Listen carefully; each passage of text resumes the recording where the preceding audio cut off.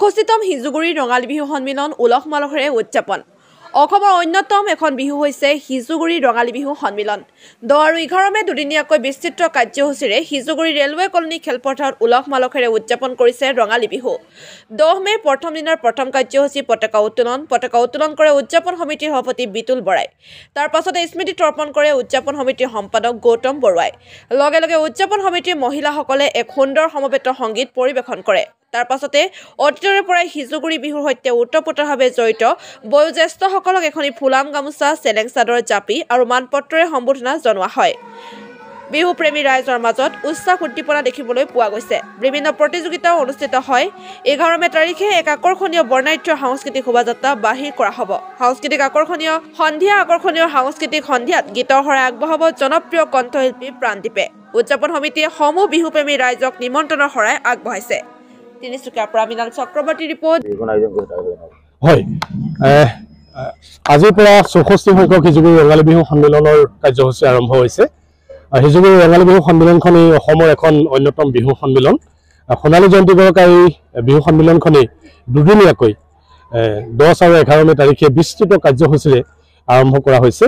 ইতিমধ্যে পতাকা উত্তোলন আৰু শ্বহীদ তৰ্পণৰ কাৰ্যসূচীৰ শুভাৰম্ভ হৈছে।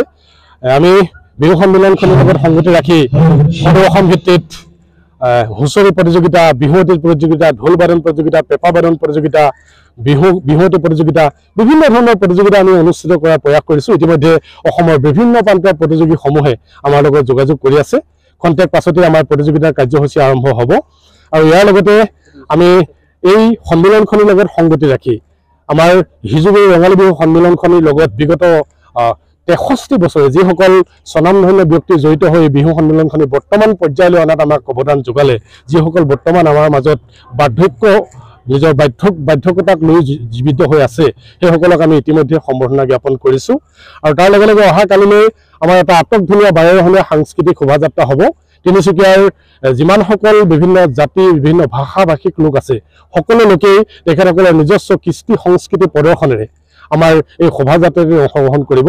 অহাকালিলৈ পুৱা 11টা বজাৰ পৰা আমাৰ শোভাযাত্ৰা আৰম্ভ হ'ব। আৰু তাৰ পাছতে অহাকালিলৈ আমাৰ প্ৰতিযোগিতাৰ কাৰ্যসূচী আছে।